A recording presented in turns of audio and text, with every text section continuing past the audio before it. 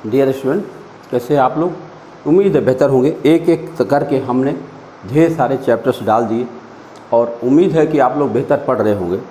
हालांकि आपके व्यूज़ ज़्यादा उतने अच्छे नहीं दिख रहे हैं और कमेंट भी कम आ रहे हैं, लेकिन दरअसल जो जिसके हिस्से का कार्य है, अगर वह अपना हिस्से का कार्य बेहतर करेगा तो सारी चीज़ें बेहतर होंगी। हम कोशिश कर रहे हैं कि अपने हिस्से का कार्य हम बेहतर करें, बाकी ईश्वर की इच्छा है। ठीक है, आगे बढ़ते हैं। हम लोग औसत चैप्टर शुरू करते हैं। इसमें कुल मिला के 79 क्वेश्चन है। 79 तो 79 क्वेश्चन में दो वीडियोस बनेंगे, एक 40 का बनेगा, एक 39 का बनेगा। आइए शुरू के 40 क्वेश्चन देखते हैं, कैसे सवाल बनते हैं, कैसे उसे सॉल्व करते हैं, औसत का क्या कॉन्सेप्ट है। जितने भी एग्ज़ाम होते हैं अपने देश में, वनडे एग्ज़ाम्स या सिविल एग्ज़ाम्स, औसत के चैप्टर्स एक क्वेश्चन आ ही जाता है। तो आइए शुरू करते हैं, एक एक करके सभी सवालों पर हम लोग चर्चा करते हैं। देखिए पहला क्वेश्चन आपके सामने है। अब ये पहला क्वेश्चन ऐसा है कि इसमें आपको कुछ ज़्यादा नहीं करना, छोटा मामला है। निम्नलिखित संख्याओं का औसत कितना है? 1 2 3 4 5 6 संख्याएं दी गई हैं। इन 6 संख्याओं को जोड़ना है और फिर उनका औसत बता देना है। सामान्य सिद्धांत औसत का यही है, पदों का जोड़ बटा पदों की संख्या। सारे पदों को जोड़ दिया जाए और उसमें पदों की संख्या से भाग दे दिया जाए, यही औसत का मौलिक कॉन्सेप्ट है। तो चलिए शुरू करते हैं। पहला नंबर है 76, दूसरा नंबर है 48, तीसरा नंबर है 84, चौथा नंबर है 66, पांचवा नंबर है 70 और छठवां नंबर है 64। इन सब को जोड़ना है और अपान 6 से डिवाइड कर देना। अब जोड़ना कैसे है देखिए, शुरू करते हैं। 4, एक एक नंबर देखते हैं। 4 और 6 10, 4 14, 14 6 20, 2 22, 22 6 28, 28 में 8 हासिल में आए 2, 2 अभी जोड़ दीजिए। 2 और 6 8, 8 7 15, 15 6 21, 21 8 29, 29 4 33, 33 और 7, 33 7 कितना होगा? 40। अब बताओ इस नंबर को हमें 6 से डिवाइड करना। हम काटेंगे, 6 छक्के 36 लेकर जाएंगे, 4 बजेगा 48, 6 8 48, हमारा आंसर बन जाएगा 68। बताइए इस सवाल को ध्यान से देखिए, कहीं प्रकार की कोई समस्या दिख रही है? अब आप कहेंगे इतने छोटे सवाल में कौन सी समस्या हो सकती है? मेरे भाई, जोड़ने में गलती हो जाती है। आप कहोगे क्या मैं सही कह रहा हूँ? जी हाँ, जोड़ने में गलती हो जाती है। अब क्या करोगे? प्रथम 100 धन पूर्णांकों का औसत कितना होगा? प्रथम 100 धन पूर्णांक कौन है मेरे भाई? अगर हम 1 से शुरू करें, 1 2 3 और dot dot dot dot plus 100, इनका औसत मुझे बताना है। औसत बताने के लिए पदों का जोड़ बटा पदों की संख्या करना है। अब 1 से 100 तक की संख्याओं का जोड़ आसान काम नहीं है। इसके लिए आपको सूत्र लगाना पड़ेगा और सूत्र हम कोशिश करेंगे कि आपको सूत्र भी न लगाना पड़े, क्योंकि 1 से लेकर 100 तक की जो संख्याएं हैं वो समांतर श्रेणी में लिखी गई है और समांतर श्रेणी का जो औसत होता है ठीक बीचों बीच वाली संख्या होती है। अब बताओ 1 से और 100 के बीच ठीक बीचों बीच वाली संख्या कहाँ मिल पाएगी? वह भी तो मुश्किल हो गया। तो एक और तरीका है, पहला पद प्लस अंतिम पद बटा 2 कर दीजिए, तब भी आपको ठीक बीचों बीच वाली संख्या मिल जाती है। ध्यान रखिएगा, अगर संख्याएं समांतर श्रेणी में है तब यह प्रयोग किया जा सकता है, पहला पद प्लस अंतिम पद बटा 2। अब इसका पहला पद 1 है और अंतिम पद 100 है और बटा 2 करेंगे आप, तो ये हो जाएगा 101 बटा 2, भाग देंगे, आ जाएगा 50.5। ये आपका सी विकल्प सही चला जाएगा। आप देख सकते हैं कम से कम प्रयास में इतना बढ़िया जवाब दिया जा सकता है। अगला प्रश्न आपके पास, प्रथम 9 अभाज्य संख्याओं का औसत कितना होगा? अब ये थोड़ा मुश्किल काम। कैसे? अभाज्य संख्याएं रेगुलर टर्म में नहीं आती, तो पूरे 9 संख्याएं आपको लिखनी होंगी और तब उनका औसत निकालना पड़ेगा। आइए 9 संख्याएं लिखते हैं। पहली अभाज्य संख्या 2 3 5 7 11 13 17 19, कितनी हो गई? 1 2 3 4 5 6 7 8, 8 हो चुकी है। 19 के बाद में क्या मिलेगा? 23। 20 21 22 तो मिलना नहीं है, 23 मिल जाएगी। अब इन्हीं का औसत मुझे बताना है, तो हम सबको जोड़ेंगे और जोड़ने के बाद बटा 9 कर देंगे, यही इतना काम है। और जोड़ा जाए बटा 9 करेंगे। जोड़ने के लिए हम अलग कलम इस्तेमाल करते हैं। तो 3 और 9 12, 12 7 19, 19 3 22, 22 1 23, 23 और 7 30, 5 35, 35 3 38, 38 2 40। हासिल हुआ 4, 2 6, 1 7, 1 8, 1 9, 1 10। वाओ, 100/9 आ रहा। अब 100/9 को भाग देंगे, यह आ जाएगा 11 सही 1/9। आपका डी विकल्प सही चला जाएगा। ठीक है, आगे बढ़ जाए। अगले प्रश्न को देखिए। प्रथम 10 समप्राकृतिक संख्याओं का औसत क्या है? प्रथम 10 समप्राकृतिक संख्याएं कौन होती हैं? 2 4 6 ... 20। बोलो भैया, 10वीं संख्या कौन हो जाएगी? 20। और हम फिर वही करने जा रहे हैं, पहला पद प्लस अंतिम पद बटा 2, क्योंकि जो समांतर से सम संख्याएं होती हैं वो समांतर श्रेणी में ही होती हैं। तो समांतर श्रेणी में होती हैं तो हम क्या करेंगे, 2 + 20 और बटा 2 कर देंगे, यानी 22/2 कर देंगे। और 22/2 काटेंगे तो 11 आ जाएगा। आपका पहला विकल्प सी विकल्प सही है। बहुत अच्छे सवाल हैं, ये न्यूमेरिकल्स कहे जाते हैं, अंकों पर आधारित सवाल होते हैं। अभी शब्दों वाले सवाल आएंगे तो उसमें कुछ समझने जैसी बात आएगी। 100 से कम सभी विषम संख्याओं का औसत क्या है? 100 से कम सभी विषम संख्याएं देखोगे आप तो ये होगा 1 3 5 7 और लास्ट में 99। अब देखो यह भी समांतर श्रेणी में है। समांतर श्रेणी में बार बार इस्तेमाल कर रहा हूँ। होती क्या है समांतर श्रेणी?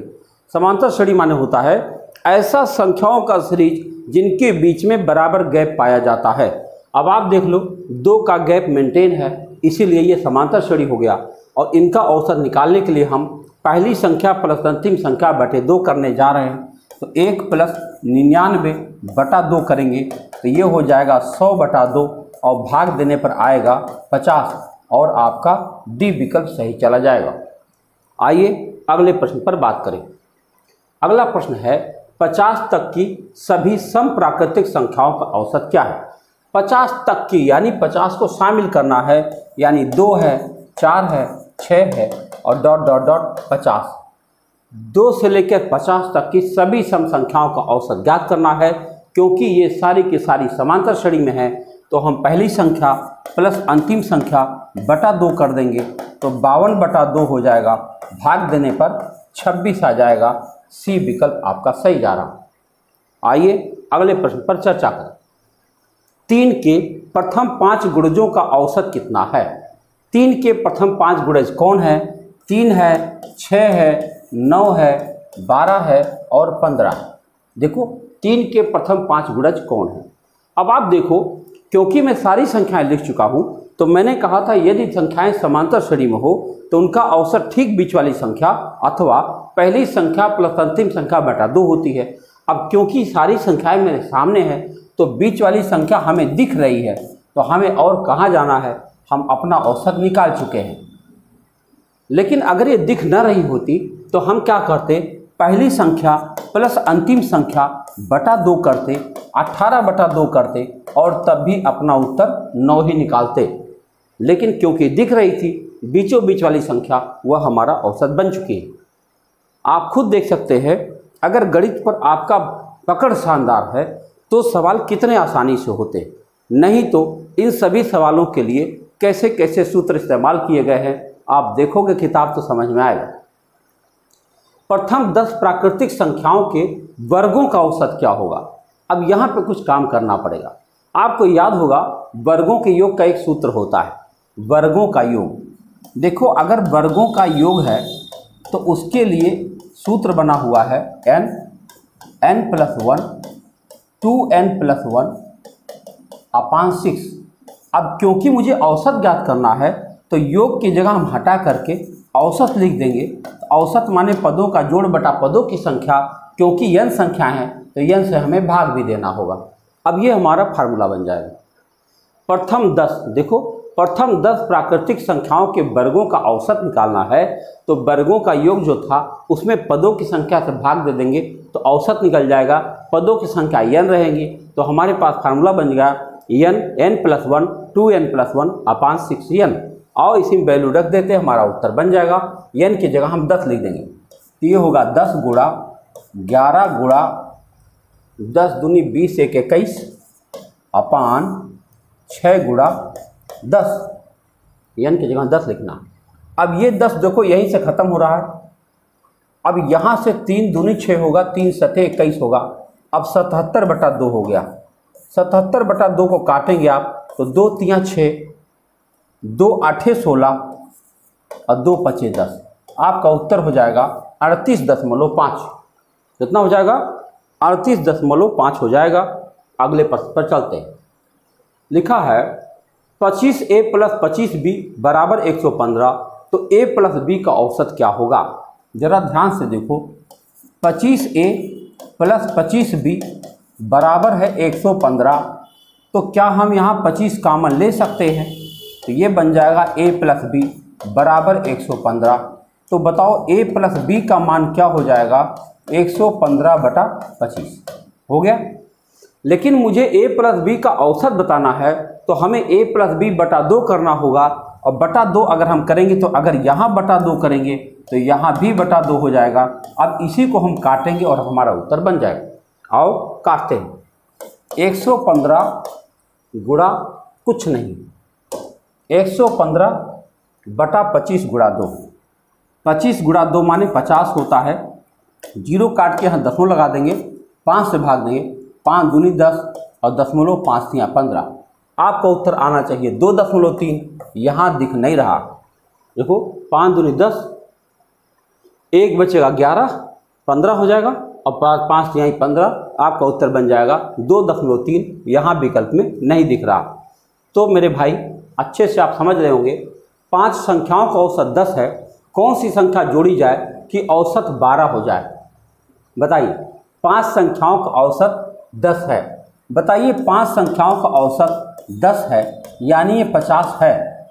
अब इसमें हम क्या जोड़ दें कि इसका औसत क्या बन जाए? 12 हो जाए। औमत लिखा हुआ है, औसत 12 लिखना है। मुझे नहीं पता कि औसत क्या जोड़ा जाए, तो हम क्या करेंगे, मान लो 50 में हम x जोड़ दें और अब तो संख्याएं 6 हो जाएंगी और औसत भी 12 हो जाएगा। तो बताओ x यहाँ क्या होना चाहिए? x बराबर 12 गुणा 6 72, और ये देखो 50 प्लस का है, उधर जाएगा तो माइनस हो जाएगा और आपका उत्तर हो जाएगा 22। अगर आप उसमें 22 जोड़ दें तो हमारे संख्याओं का, सभी 6 संख्याओं का औसत 12 हो जाएगा। एक बार दोबारा देख लीजिए। 5 संख्याओं का औसत 10 था यानी टोटल योग 50 था। 50 में क्या जोड़ दें? मान लो x जोड़ दें। जोड़ देंगे तो 6 संख्याएं हो जाएंगी और औसत हो जाएगा 12। x की वैल्यू निकाल लेंगे, आपका उत्तर हो जाएगा 22। आइए अगले सवाल पर चर्चा करें। यदि 7 क्रमागत सम संख्याओं का औसत 33 है तो सबसे बड़ी संख्या कौन सी है? मेरे भाई बताओ, 7 क्रमागत संख्याओं का औसत 33 हो तो सबसे बड़ी संख्या क्या है? अब देखो 7 क्रमागत संख्याएं हैं, 1 2 3 4 5 6 7। अगर 7 संख्याएं हैं और चूंकि क्रमागत हैं, इसका मतलब ये होती है समांतर श्रेणी होंगी, और समांतर श्रेणी होंगी तो ठीक बीचों बीच इनका औसत होगा, और ठीक बीचों बीच हमारे पास ये संख्या है और इसी के बारे में कहा जा रहा है कि 33 है। अब अगर ये 33 है तो फिर ये 34 हुई, ये 35 हुई, ये 36 हुई। बताओ भाई सबसे बड़ी संख्या कौन सी हुई? हमारी सबसे बड़ी संख्या 36। और अगर आप देखना चाहें तो इसके पहले 32 हुई, इसके पहले 31 हुई, इसके पहले 30 हुई। यही 7 संख्याएं हैं जिनका औसत 33 है। ठीक है, कितना आसान तरीका है, इसको महसूस करिए। केवल हम बिंदी बना के जवाब दे रहे हैं। 4 क्रमागत सम संख्याओं का औसत 27 है। इनमें सबसे बड़ी संख्या कौन सी है? 4 क्रमागत सम संख्याएं हैं मेरे भाई। 4 संख्याएं जब होती हैं तो औसत माने बीचों बीच कुछ नहीं होता है। जरा ऐसे लाइन खींच दो। अब कह रहे हैं ये औसत 27 है। अगर ये औसत बीचों बीच वाली 27 है तो इसके ठीक पहले 26 होगा, इसके ठीक बाद 28 होगा। अब ये इसकी ज़रूरत हमारी ख़त्म हो चुकी है। अब अगर ये 28 है तो ये 30 है, और 26 है तो ये 24 है। यही चारों संख्याएं हैं, 24 26 28 30। इनका औसत निकाल के देखिए 27 मिल जाएगा। हमें सबसे बड़ी संख्या पूछी गई है, सबसे बड़ी संख्या है 30। बहुत आधुनिक तरीके से आप सवाल का हल देख रहे हैं। अगर आप समझ पाए तो आप समकक्षों में प्रथम अवश्य हो जाएंगे, इसमें कोई शक नहीं। सतत 5 विषम संख्याओं का औसत 95 है। अवरोही क्रम में चौथी संख्या कौन सी है? 5 विषम संख्याएं हैं, 1, 2, 3, 4, 5 और इनका औसत 95 है। 95 का मतलब ठीक बीचों बीच वाली संख्या 95 है। अब बताओ विषम संख्या अवरोही क्रम में चौथी संख्या, अगर ये 95 है तो फिर ये 97 है, तो फिर ये 99 है, तो फिर ये 93 है, तो फिर ये 91 है। अगर अवरोही क्रम देखें तो इधर से देखेंगे और चौथी संख्या हमारी मिल जाएगी 93। कहीं नहीं दिख रहा, देखो अवरोही क्रम में चौथी संख्या कौन सी है? हम कह देंगे इनमें से कोई नहीं। मैं उम्मीद करता हूं कि आप मैथ का एंजॉय कर रहे हैं। देखिए नेक्स्ट क्वेश्चन आपके सामने है। यहाँ पे लिखा है कि ABCD 4 क्रमागत विषम संख्याएं हैं जिनका औसत 42 है। अब B तथा D का गुणनफल बताइए। जो तरीका हमने बताया है उससे चारों संख्याएं आपको तुरंत मिल जाएंगी। और देखिए 4 संख्याएं हैं, ये है A, ये B, ये C, ये D, 4 संख्याएं हैं। अब क्योंकि 4 संख्याएं हैं तो इनके ठीक बीचों बीच में तो कुछ है नहीं, ये संख्या दिख रही है और इनका औसत दे रखा 42, ये 42 है। तो 42 के ठीक बाद क्या मिलेगा? 43, उसके बाद 45, इसके पहले क्या मिलेगा? 41 और इसके पहले मिलेगा 39। ये चारों संख्याएं हैं 39, 41, 43, 45, 4 क्रमागत विषम संख्याएं आपको मिल गई। अब कह रहे हैं B तथा D का गुणनफल बताओ। B मतलब 41 होता है, D मतलब 45 होता है। इन्हीं दोनों का गुणनफल की बात कहा जा रहा है। अगर आप इस तरीके से नहीं निकालते तो अभी x मानकर लगाते ही रह जाते। अभी तुरंत आपके पास संख्या मिल चुकी है, गुणा करिए। 5 एक्के में 5 और 5 चौके 20 और 4 24, हासिल 2, 4 चौके 16, 2 18। आपके पास उत्तर बन गया 1845। बहुत ज़बरदस्त तरीका है। अगर आपको समझ में आ गया तो फिर देखिए क्या होता है। अगला प्रश्न है 5 क्रमागत सम संख्याओं ABCD तथा E का औसत 66 है। तो B तथा E का गुणनफल क्या होगा? अगर 5 संख्याएं हैं तो कुछ तो सोचना ही नहीं, 3, 4, 5। इनको हम ऐसे लिखते हैं ABCDE। और अब क्योंकि यह 5 है इसलिए औसत तो यही होगा बीचों बीच, और इसका औसत 66 है तो पक्का ये 68 होगा, ये फिर 70 होगा और ये फिर 64 होगा और ये फिर 62 होगा। पांचों संख्याएं आपके पास हैं। इन्होंने कहा B तथा E का गुणनफल बताओ। B माने 64 होता है, E माने 70 होता है। आपको 64 गुणा 70 करना है बस। अब एक जीरो लगा दे और 7 चौके 28, हासिल हुआ 2, 7 छक्के 42, 42 2 44। आपका उत्तर हुआ 4480। फिर से देख लीजिए, 7 चौके 28 2, 7 छक्के 42 2 44, 4480 कहीं दिख नहीं रहा है। इसका मतलब इनमें से कोई नहीं आपका उत्तर हुआ। तरीका देखिए, लगाने का सिस्टम देखिए कैसे जल्दी से उत्तर लगाया जा सकता है। 5 क्रमागत संख्याओं का औसत x है। यदि अगली 2 संख्याएं मिला ली जाए तो औसत में क्या परिवर्तन होगा? मैं आपको एक जानकारी दे दूं, जब भी कभी क्रमागत संख्याओं में अगली संख्या मिलाई जाती है तो औसत में वृद्धि होती है और यह वृद्धि उन संख्याओं के अंतर के आधे के बराबर होती है। मैं इसको सिद्ध कर दूं पहले, फिर लगाता हूं। जैसे मान लो 1 2 3 संख्याएं हमने लिखा। अभी इसका औसत क्या है? 2 है। अगर हम एक संख्या और बढ़ा दें तो इसका औसत क्या है? 2.5 है। एक संख्या हम और बढ़ा दें, इसका औसत क्या है? 3 है। आप क्या देख रहे थे? पहले औसत 2 था, फिर औसत 2.5 हुआ, फिर औसत 3 हुआ। आप देख रहे हैं 0.5 अंकों की वृद्धि होती जा रही है। जैसे जैसे हम एक एक संख्या बढ़ाते हैं तैसे तैसे 0.5 अंकों की वृद्धि होती है। क्यों वृद्धि हो रही है? क्योंकि इनके बीच का अंतर 1 है। इनके बीच का अंतर 1 है। अंतर 1 होने पर उनमें उसके आधे के बराबर वृद्धि होती है, यानी 0.5 अंक की। जब कहे इन्होंने कहा अगली 2 संख्याएं मिलाना है तो 0.5 2 बार होगा, यानी कुल 1 अंक की वृद्धि हो जाएगी। तो आपका उत्तर हो जाएगा 1 की वृद्धि हो जाएगी। अब मान लीजिए आप इसको लगाना चाहते हैं, ऐसे मौखिक नहीं समझना चाहते, मन कर रहा है कि नहीं लगा के हम देखेंगे। आओ दिखाते हैं। 5 संख्याएं हैं, क्रमागत हैं। पहली संख्या को हम x मानते हैं, x+1, x+2, x+3 और x+4। यही 5 संख्याएं हैं। देखो 1 2 3 4 5। अभी हमारा औसत यही है x प्लस 2। और जब हम 7 संख्याएं लिखेंगे, 2 और बढ़ा देंगे, तब कैसे लिखेंगे? x plus 1, x plus 2, x plus 3, x plus 4, x plus 5, x plus 6। देखो 1 2 3 4 5 6 7 संख्याएं हो गई। अब इनका औसत ये होना है। पहले औसत x प्लस 2 था, अब औसत x प्लस 3 हो गया। क्या 1 की वृद्धि हो गई? बहुत आराम से हो गई। तो इसलिए बिना लगाए इसका हल करें, ज़्यादा बेहतर होगा। प्रश्न है m संख्याओं का औसत n स्क्वायर है और n संख्याओं का औसत m स्क्वायर है, तो m प्लस n संख्याओं का औसत क्या होगा? आप जानते हैं अगर m संख्याओं का औसत n स्क्वायर है तो m संख्याओं का योग क्या होगा? m संख्याओं का योग कितना होगा? होगा m n स्क्वायर। और n संख्याओं का योग कितना होगा? n संख्याओं का योग क्या योग कितना होगा? n m square. अगर हम इनको जोड़ दें तो क्या हो जाएगा? m प्लस n संख्याओं का योग कितना होगा? ये होगा m n square plus n m square, योग हो जाएगा। अब हमें अगर इनका औसत बताना है तो पदों का योग मिल चुका है, पदों की संख्या बताना है, तो अब हम निकालेंगे औसत। जब औसत निकालेंगे तो यह हो जाएगा m n square plus n m square upon m plus n। अगर आप ध्यान से देखें तो ऊपर mn कॉमन लिया जा सकता है। अगर हमने mn कॉमन ले लिया तो बचेगा m प्लस n और नीचे बचेगा m प्लस n।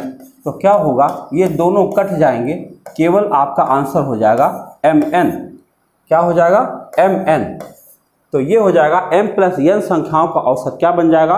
mn। एक बार देख लीजिए, m संख्याओं का औसत mn स्क्वायर, n संख्याओं का औसत nm स्क्वायर। इन दोनों को जब हमने जोड़ दिया तो m प्लस n संख्याओं का योग मिल चुका है। अब औसत निकालने के लिए उस संख्या से हम भाग करेंगे, फिर कॉमन लेंगे और काट देंगे।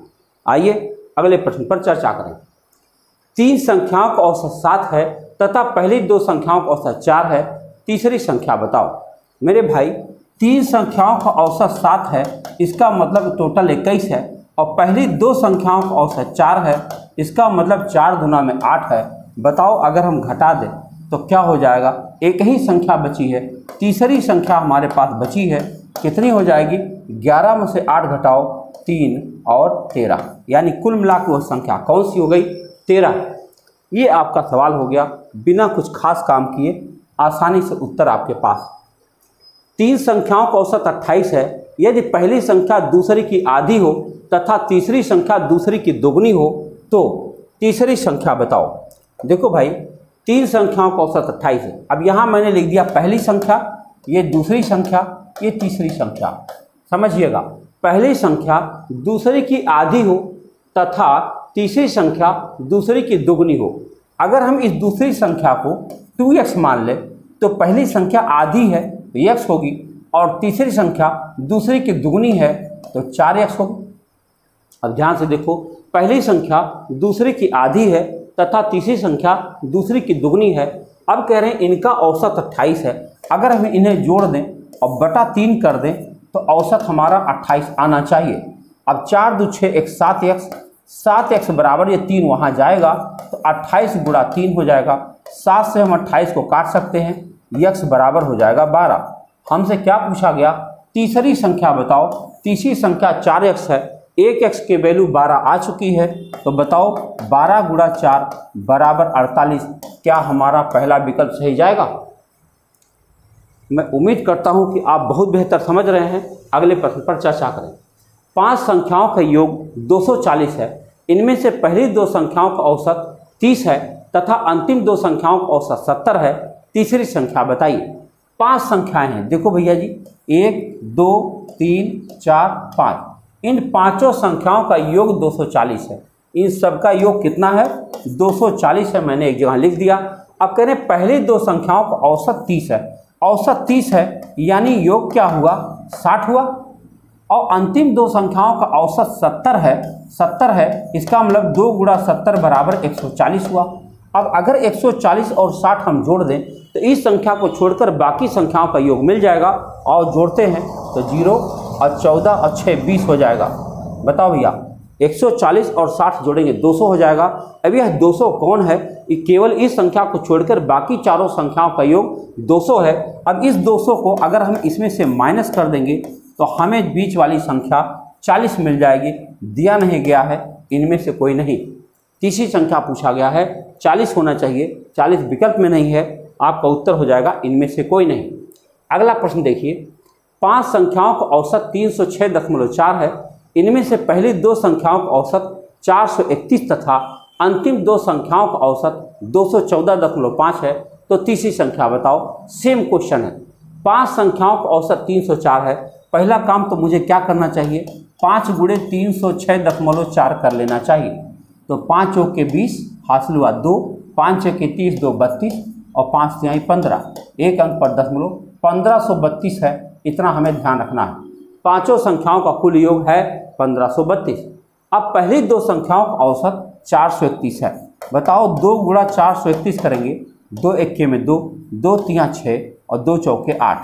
और अंतिम 2 संख्याओं का औसत 214.5 है। गुणा करो, 2 पचे 10, 2 चौके 8 एक 9 और 21 दूना 42। अब बताओ इन दोनों यानी 2 संख्या 2 संख्या 4 संख्याओं का योग आपके पास है। 9 2 11, 6 2 8 एक 9 और 8 4 12। हमें मिल चुका है 4 संख्याओं का योग 1291 और जबकि हमें पता है पांचों संख्याओं का योग है 1532। इस 1291 को हम इसमें से घटा देंगे तो हमारे पास क्या आएगा? 1, 13 में से 9 घटाएंगे 4 और यहाँ बचेगा 4 में से 2 घटाएंगे 2। 241 हमारा उत्तर होना चाहिए। इनमें से कोई नहीं है, 241 होना चाहिए। आइए अगले प्रश्न पर चर्चा करें। 5 संख्याओं का औसत 65 है।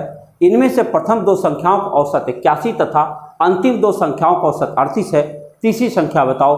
सेम कॉन्सेप्ट पर ढेर सारे सवाल दिखते जा रहे हैं। 5 संख्याओं का औसत 65 है तो 5 पचे 25, 5 छक्के 30, 2 32, टोटल 325 आना चाहिए।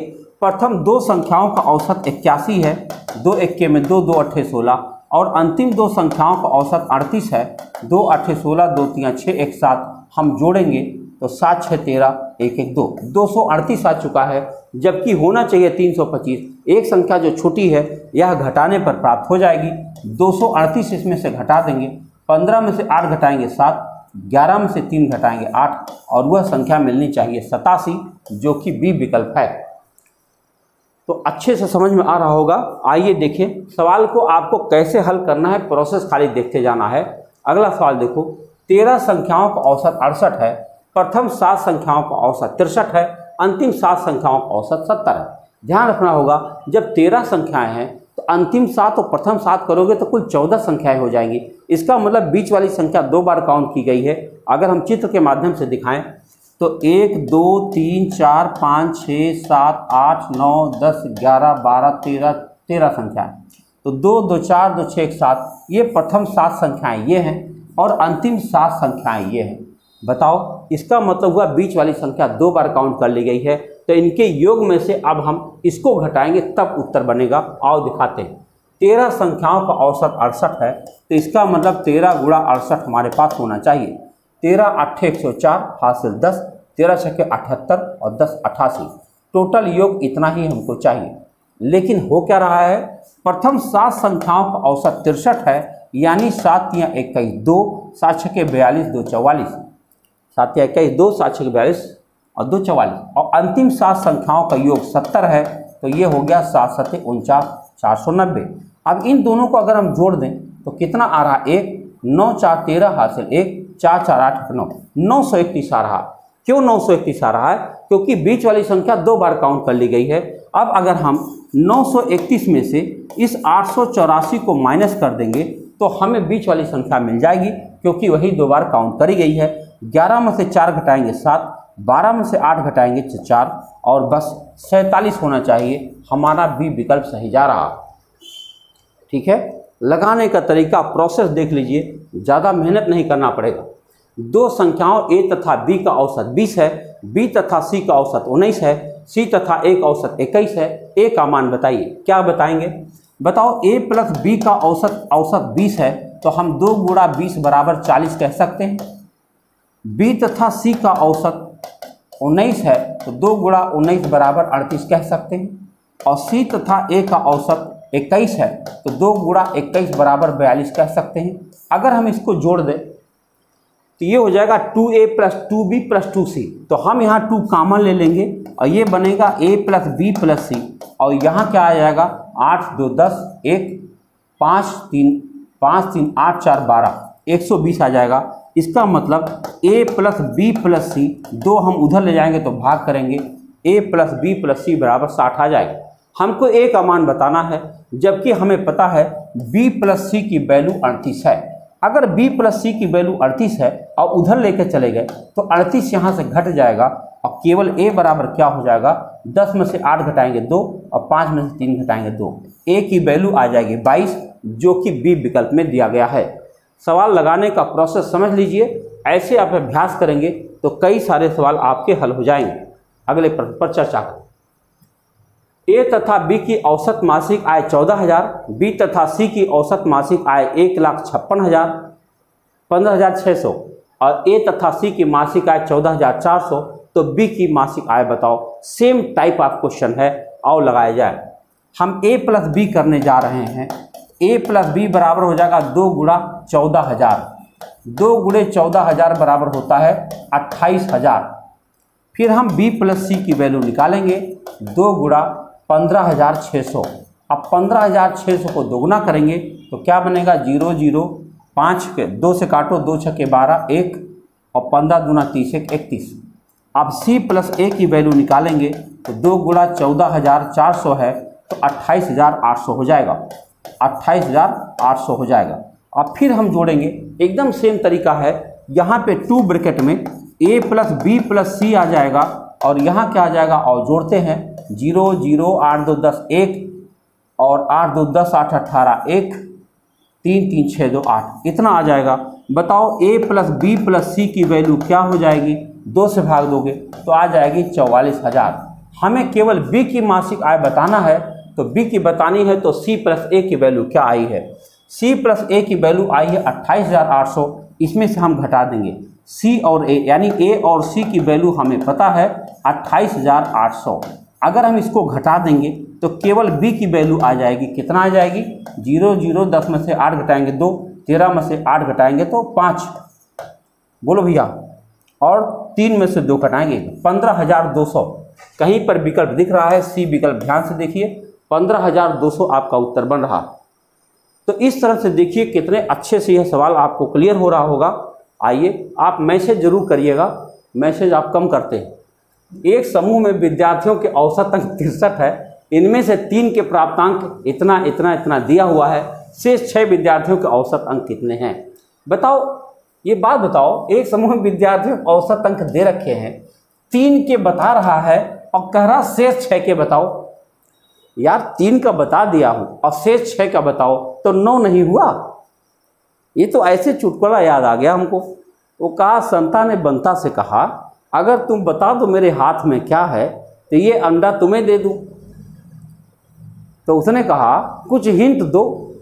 गजब बात करते।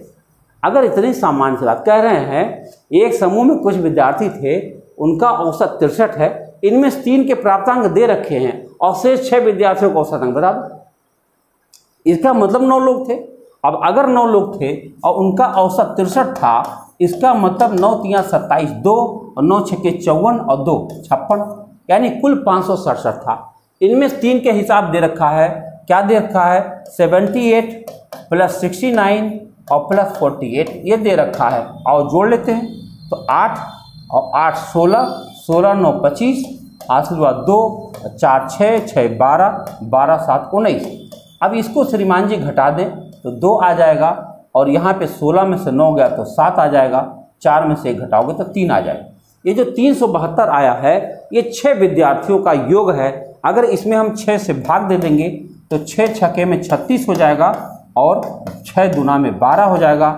शेष 6 का औसत कितना आ जा रहा है 62 आ जाएगा। कहीं दिख नहीं रहा है, आपका विकल्प हो जाएगा इनमें से कोई नहीं। क्या सामान्य प्रश्न है, लेकिन पूछने का तरीका ऐसा है कि लग रहा था कि क्या होगा। गणित में 28 छात्रों द्वारा प्राप्त अंकों का औसत 50 था। 8 छात्र विद्यालय छोड़कर चले गए। इनमें से शेष छात्रों के औसत प्राप्तांक में 5 की वृद्धि हो गई, विद्यालय छोड़कर जाने वाले छात्रों का औसत कितना होगा? बताओ भैया। 28 छात्रों द्वारा, देखो 28 छात्रों का औसत प्राप्तांक 50 था, यानी टोटल कितना था? 5 अठे 40, 5 दूनी 10, 4 14, इतना था। अब 8 छात्र विद्यालय छोड़कर चले गए, तो बचे कितना होंगे? 20 छात्र छोड़कर चले गए। अब क्या करें?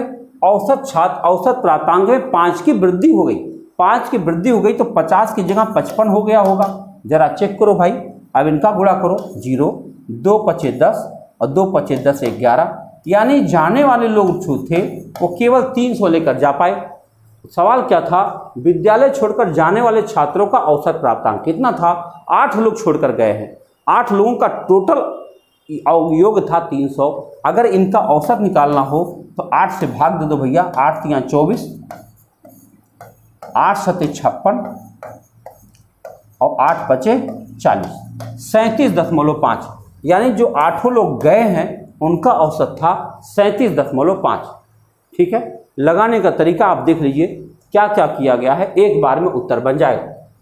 किसी कक्षा के विद्यार्थियों का औसत प्राप्तांक 68 है, कक्षा में लड़कियों का औसत प्राप्तांक 80 तथा लड़कों का औसत प्राप्तांक 60 है, कक्षा में लड़के कितने प्रतिशत है?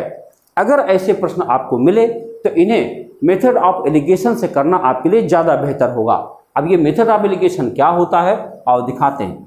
यहाँ मैंने लिख दिया लड़का, यहाँ हमने लिख दिया लड़की, और लड़के का औसत प्राप्तांक कितना है भैया? 60 है, और लड़की का औसत प्राप्तांक कितना है? 80 है, और पूरी कक्षा का औसत प्राप्तांक कितना है? 68 है। इनका डिफरेंस निकालो, 8 आएगा। इनका डिफरेंस निकालो तो 12 आएगा। 12 और 8 का अनुपात निकालोगे तो 4 से कट रहा, 4 तियां 12, 4 दूनी 8। लड़का और लड़की का जो अनुपात है 3:2 है। अर्थात अगर कुल 5 बच्चे हैं उसमें से 3 लड़का हुआ, कितने प्रतिशत लड़का पूछा जा रहा? 3 लड़का था, टोटल 5 बच्चे थे, परसेंट निकाल दो, आपका उत्तर आ जाएगा 60%। आपका बी विकल्प सही जा रहा है। ये बहुत ज़बरदस्त तरीका है, समीकरण से आप बच जाएंगे। समीकरण लंबी प्रक्रिया होती है, कोशिश करिए, अपने आप को उलझाइए नहीं, तुरंत उत्तर ले लीजिए। 120 छात्रों का औसत प्राप्तांक 35 था, उत्तीर्ण हुए छात्रों का औसत प्राप्तांक 39 हो तथा अनुत्तीर्ण हुए छात्रों का औसत प्राप्तांक 15 हो तो कितने छात्र उत्तीर्ण हुए? इसे भी आप अनुपात से लगा लें, इस मेथड ऑफ एलिगेशन से तो ज़्यादा बेहतर होगा। और दिखाते हैं, ये उत्तीर्ण छात्र हैं, ये उत्तीर्ण छात्र हैं और ये अनुत्तीर्ण छात्र हैं। देखो अब ये क्या हुआ, उत्तीर्ण वाले पाए हैं 39 नंबर और अनुत्तीर्ण वाले पाए हैं 15 नंबर, और पूरी कक्षा का औसत आया है 35। इसे घटाएंगे तो 4 आएगा, इसे घटाएंगे तो 20 आएगा, काटेंगे तो 5 चौके 4 पचे 20, 4 एकम 4, 5:1 में ये लोग पास फेल हुए हैं। हमसे पूछा गया है पास होने वाले बच्चों की संख्या बताओ। कुल 120 छात्र थे, अनुपात बटे अनुपाती योग मुझे लिखना है तो 5/6 लिखना पड़ेगा, और 6 दूनी 12, 20 बचे 100, कुल 100 बच्चे पास हुए हैं। विकल्प ए सही है। आइए आगे बढ़ते अगले सवाल की तरफ। किसी परीक्षा में छात्रों तथा छात्राओं के औसत प्राप्तांक क्रमशः 71 तथा 73 हैं। यदि समस्त विद्यार्थियों के औसत प्राप्तांक 71.8 है तो छात्रों तथा छात्राओं का अनुपात बताओ। सेम तरीका लगाएंगे हम, छात्र यहाँ लिख देंगे, यहाँ छात्रा लिख देंगे। छात्र पाया है 71 नंबर, छात्रा पाई है 73 नंबर, और इन लोगों का औसत आया है 71.8। इनका डिफरेंस करेंगे तो 0.8 आएगा, और इनका डिफरेंस घटाएंगे तो क्या आ जाएगा भैया? ये आ जाएगा 1.2। अगर आप काटेंगे तो 0 हट जाएगा, 4 तियां 12, 4 दूना 8, 3 2 का रेशियो आ जाएगा। आपका पहला विकल्प सही जा रहा है। आइए अगले प्रश्न पर चर्चा करें। 11 संख्याओं का औसत 10.9 है। यदि प्रथम 6 संख्याओं का औसत 6.5 तथा अंतिम 6 संख्याओं का औसत 11.4 है तो मध्य वाली संख्या बताइए। यह गिनती थोड़ी सी मिस्टेक है, मैं कोशिश करता हूं कि यहाँ पर सही गिनती लिखूं। तो देखिए ये संख्या जो 6.5 है ये दरअसल 10.5 है, यही सुधार करना था इसमें, 10.5। आइए देखते हैं 11 संख्याओं का औसत 10.9 है। तो जरा चेक कर लो भाई, 11 9 99 और 11 1 11, ये आ जाएगा 119.9। और 6 संख्याओं का औसत, थोड़ा दूर लिखता हूँ, 6 संख्याओं का औसत है 10.5। तो बताओ 6 5 30 और 6 1 6 63 आ गया। और अंतिम 6 संख्याओं का औसत क्या है? 11.4 है। तो 6 चौके 24, 2 11 चौके 66 और 2 68। बताओ अगर हम इन दोनों को जोड़ दें तो देखो कितना आ रहा है, 8 3 11, 1 6 6 12 1 13।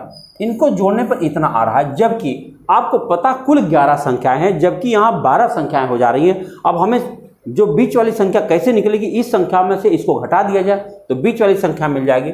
131.4 में से हमें माइनस करना है 119.9। 119.9 को माइनस करना है, 14 में से 9 गया 5, और यहाँ बचेगा 10 में से 9 घटाएंगे 1, और यहाँ 2 में से 1 घटाएंगे 1, 11.5 हमारा उत्तर बन जाएगा। ये खास बात थी, एक अंक इधर से उधर था, लेकिन लगाने का प्रोसेस इंपॉर्टेंट होता है, डिजिट उतना महत्वपूर्ण नहीं होती। 4 धनात्मक पूर्णांकों का औसत 72.5 है। इनमें सबसे बड़ा पूर्णांक 117 तथा सबसे छोटा पूर्णांक 15 है। शेष 2 पूर्णांकों का अंतर 12 है। शेष 2 में सबसे बड़ा पूर्णांक क्या है? अच्छा बताओ, अगर 4 धनात्मक संख्याएं हैं तो 4 गुणे 72.5 किया जाए तो कुल योग मिल जाएगा 4 5 20, 2 4 दूनी 8 2 10, 1 4 7 28 29। ये कुल योग हमारे पास है। अब कहा इन्होंने कि सबसे बड़ा पूर्णांक 117 है और सबसे छोटा पूर्णांक 15 है। इनको निकाल देना है, इसमें से निकाल देना है भाई। आओ निकाल दे। तो क्या हो जाएगा, 7 5 12, हासिल हुआ 1 1 1 2 1 3 और 1, यानी इनको निकाल दिया जाए, माइनस कर दिया जाए। जरा माइनस करेंगे तो क्या बन जाएगा, 10 में से 2 घटाएंगे 8, 8 में से 3 घटाएंगे 5 और 2 में से घटाएंगे 1, 158 आ गए। यानी शेष 2 बचे अंक हैं 158। अब कह रहे हैं उनका अंतर 12 है। बताइए, अब हम एक समीकरण बना सकते हैं छोटा सा, बड़े पूर्णांक को x मान लें, छोटे पूर्णांक को y मान लें, और जोड़ने पर आ रहा है 158, और अगर इन्हें घटाया जाए तो इनका अंतर आ रहा है 12, यहाँ पर दिया हुआ है। हमसे पूछा गया है बड़ा पूर्णांक बता दो, केवल जोड़ दो बस, बड़ा पूर्णांक मिल जाएगा। इसको देखो कट गया, 2x बराबर 8 2 10, 15 1 16 1 17। तो बताओ x की वैल्यू क्या हो जाएगी, 2 8 16 2 5 10। सबसे बड़ा पूर्णांक आ रहा है 85। इनमें से कोई नहीं जा रहा है। मैं एक बार दोबारा चेक कर ले रहा हूँ। जब भी कभी उत्तर नहीं मिलता है तो एक बार जांच कर लेना चाहिए। और चेक करते हैं, 4 5 20, 4 9 2 10, 1 4 28 29, ठीक है। अब ये 17 117 और 15 है, 5 7 12 1 1 1 2 1 3, 1 हो गया, बहुत सही। 10 में से 2 घटाए 8 और 8 में 3 घटाएंगे 5, ठीक है। 158 और 12 जोड़ा गया है तो 8 2 10 और 5 1 6 1 7, एकदम सही है। 85 होना चाहिए, इनमें से कोई नहीं सही जा रहा, ठीक है। आगे बढ़ते हैं अगले सवाल की तरफ। यदि a तथा b का औसत इतना दिया है तो n का मान बताओ। मैं बता रहा हूं कि ऐसे सवाल को उलझने से पहले सुलझ जाए तो बेहतर होगा। ये सवाल घुमावदार होते हैं, थोड़ा बड़े साइज के, तो मैं आपको लिखने की कोशिश कर रहा हूं। सवाल दिया क्या है, a power n plus 1 plus b power n plus 1 upon a power n plus b power n, ये दिया गया है a तथा b का औसत है। अच्छा बताओ, अगर ये न दिया होता और आपसे कहा जाता a और b का औसत बताओ, तो आप क्या बताते? आप बताते a प्लस बी बटा 2 औसत होता है। a तथा b का औसत ये होता है, इन्होंने कहा a तथा b का औसत ये होता है, दोनों बात बराबर है। हम क्या कर सकते हैं, n की जगह में कौन सी वैल्यू रख दूं कि यहाँ पे 2 आ जाए? क्या आप बता सकते हैं गणित में किसी भी अक्षर को गिनती बनाने के लिए कौन सा रूल दिया गया? आप में से कई लोग सोच में पड़ गए होंगे। अक्षर हो x y z a b c d, कुछ भी, पेड़ हो पहाड़ हो कुछ भी, उसको एक बनाना है, इसकी क्या व्यवस्था दी गई है? दी गई। अगर आप घातांक कड़ी पढ़ोगे तो वहाँ पे एक नियम होता है, x पावर 0 बराबर 1, y पावर 0 बराबर 1, 1 भाई 1, कुछ भी लिखो, पावर 0 बराबर 1। अगर आप n की जगह 0 रख दे तो देखो यह भी 1 बन जाएगा, यह भी 1 बन जाएगा, 1 और 1 मिलकर 2 हो जाएंगे। और यहाँ पे अगर 0 रख दो तो a पावर 1 बराबर a हो जाएगा, b पावर 1 बराबर और a हो जाएगा, b हो जाएगा। इसका सीधा सा मतलब हुआ, अगर हम n बराबर 0 रख दें तो हमारा समीकरण कंप्लीट हो रहा है और ये हमारा उत्तर बन जाता है। आप सोच रहे होंगे ये तो भाई तुक्का मार के जवाब दे दिया होगा। मैं बताऊं, अगर आप इसको हल करोगे ना, इसको क्रॉस मल्टीप्लाई करके, ऐसे और ऐसे, और आखिरी में पहुंचोगे तब फिर वहां पर भी एक वैल्यू माननी पड़ेगी। आओ मैं करके दिखा देता हूँ, है मन में आपके आ रहा होगा कि क्या कर रहे हैं भाई, आओ दिखाते हैं। मैं यहीं पर हल कर रहा हूँ, देखो ए, ध्यान से देखो, a प्लस बी बटा 2 बराबर है a power n plus b a power n plus 1 plus b power n plus 1 upon a power n plus b power n। हम क्रॉस मल्टीप्लाई कर रहे हैं, 2 का गुणा कर रहे हैं, तो 2a power n plus 1 plus 2 b power n plus 1 बराबर, इसका गुणा इधर करो तो ये हो जाएगा a power n plus 1 plus a b power n plus b a power n, देखो b a पावर n और फिर प्लस b n प्लस 1, ये हो जाएगा गुणा। अब आप इस पद को और इस पद को दोनों को इस साइड लाओगे तो यहाँ केवल एक बार बचेगा, a पावर n प्लस 1 और plus b power n plus 1 बराबर होगा a b power n plus b a power n। अब क्या करना है, a पावर n वाली वैल्यू इधर लाएंगे और b पावर n वाली वैल्यू उधर ले जाएंगे। आओ करके दिखाते हैं, a पावर n प्लस 1 और minus b a power n बराबर हो जाएगा a b power n minus b n plus 1। अब क्या करोगे, इसमें से हम कॉमन ले सकते हैं a पावर n, अगर a पावर n कॉमन ले लेंगे तो बनेगा a माइनस b, और यहाँ पे b पावर n कॉमन ले लेंगे तो यहाँ बचेगा a माइनस b। अब ये दोनों a माइनस b कट जाएंगे, फाइनली हमारे पास होगा a पावर n बराबर b पावर n, और ये तभी बराबर हो सकता है जब हम n की वैल्यू 0 लिखें। तो बताओ, इतना संघर्ष करने के बाद अगर आपको 0 मिलेगा तो टाइम भी चला जाएगा, मन नहीं करेगा, है ना। तो ये तरीका बेहतरीन होगा, आप यहीं पर देख लो कि n की जगह पे क्या रखना चाहिए। आइए अगले प्रश्न पर बात करें। लिखा है a b c का औसत m है और a b b c c a का बराबर 0 है, तो a square b square c square का औसत क्या होगा। आओ देखते हैं, a b c का औसत m है का मतलब क्या होता है, मतलब ये होता है कि a plus b plus c बटा 3 हो तो उसका मतलब m होना चाहिए। अब इसका मतलब 3 उधर जाएगा तो ये बन जाएगा a plus b plus c बराबर 3m।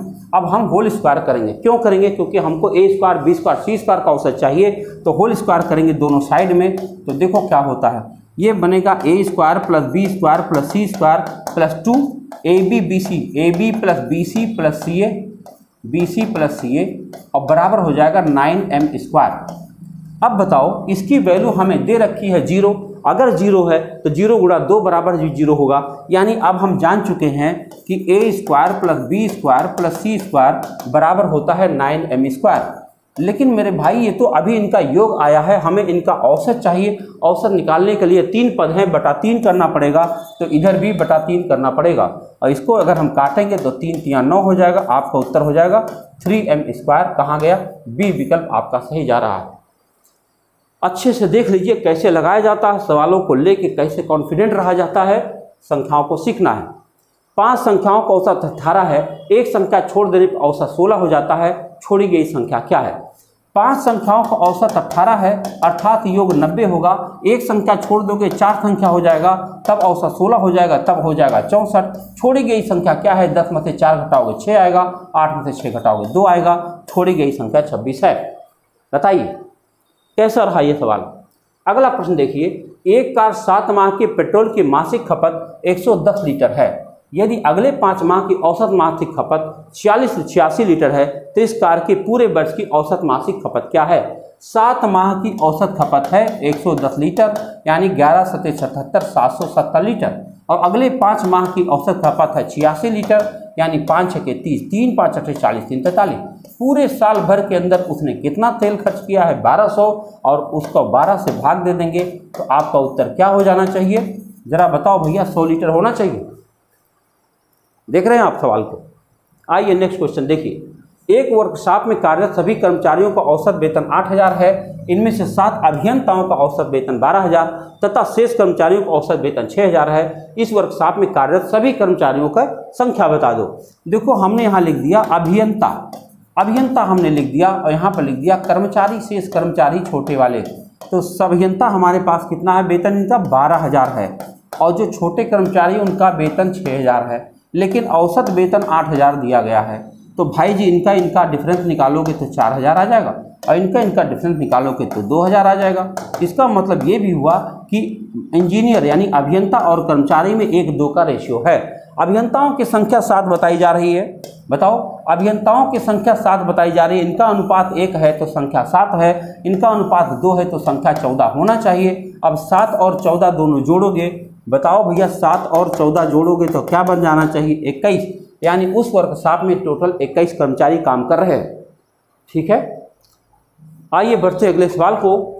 ये लिखा है 4 कमाने वाले सदस्यों के एक परिवार की औसत मासिक आय 15,130 थी। इनमें से एक पुत्री का विवाह हुआ तथा वह घर से विदा हो गई। इससे परिवार का औसत आय घट करके 14,660 हो गई। विवाहित पुत्री की मासिक आय कितनी है? चली गई, कितनी आय लेकर चली गई? आओ समझा जाए। हमारे पास 4 कमाने वाले सदस्य थे और उनकी औसत आय थी 15,130। कुल आय क्या रही होगी? 0, 4 3 12, 1, 4 1 4, 1 5 और 15 चौके 60, इतनी आय थी।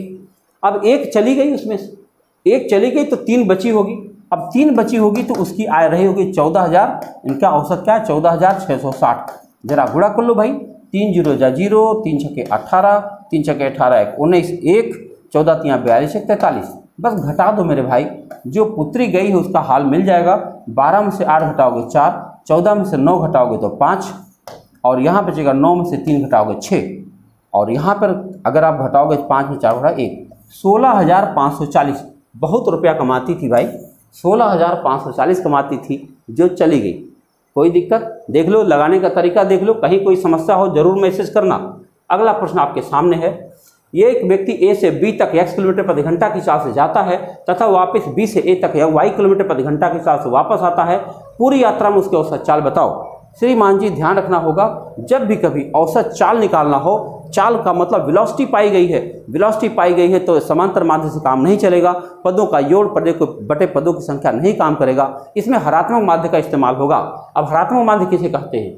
अगर आपने पढ़ा होगा कभी तो ऐसे लिखा होता है x1, x2, x3, x4 ... xn पदों का हरात्मक माध्य याद करो। तो अगर आपको सूत्र याद हो तो थोड़ी सी वैल्यू बता दूं हरात्मक माध्य का, तो ये फार्मूला बनेगा, क्योंकि n पद हैं तो n अपान 1/x1 plus 1/x2 plus 1/x3 और ... 1/x1। ये है फार्मूला। इसी फार्मूले पे यह सवाल बनेगा। गए थे x की चाल से, आए थे y की चाल से, 2 दूरियां थी, यानी 2/1/x प्लस 1/y। जब आप इसे हल करोगे तो ये बनेगा 2/x प्लस y/xy, और ये xy ऊपर चला जाएगा तो बनेगा 2xy/x प्लस y। कहीं दिख रहा हो तो इसको उत्तर बना दीजिए, आपके पास बी विकल्प सही जा रहा है। और अब आपका आज का वीडियो का आखिरी सवाल ये रहा आपके सामने। शेष सवाल मैंने बोला था कुल कितने सवाल हैं? 79 क्वेश्चन है। 40 क्वेश्चन पहले वीडियो में मिलेंगे और 39 सवाल अगले वीडियो में मिलेंगे। हम उम्मीद करते हैं आप बेहतर देख रहे होंगे और सही से मैसेज करेंगे। एक व्यक्ति कार द्वारा ए से बी तक 63 की चाल से गया तथा वापस 42 की चाल से आया। पूरी यात्रा में औसत चाल बताओ। अभी अभी हम लोगों ने फार्मूला क्रिएट किया है 2xy/x प्लस y, यानी 2 गुणा 63 गुणा 42 और बटा 63 प्लस 42, यही को हल करना है। आओ हल करें एक बार दोबारा। 2 गुणा 63 गुणा 42 अपान 63 प्लस 42 करोगे 3 2 5 और 6 4 10, 105 हो गया। देखो ये संख्याएं बहुत कटने वाली नहीं है, चलो तब भी 7 से कट रही, 7 1 के 7 और 7 5 15 और 7 9 63। अब देखो 3 से और कट रही, 3 3 9 और 3 5 15, बस अब नहीं कटेगी। 2 3 6, 6 दूनी 12, 1 6 चौक 24 1 25, इसको हम 5 से भाग देंगे।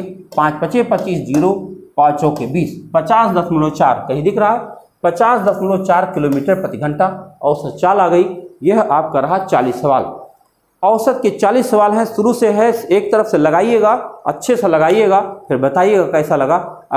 अगले सारे सवाल अगले वीडियो में मिलेंगे। बहुत बहुत धन्यवाद। Thank you.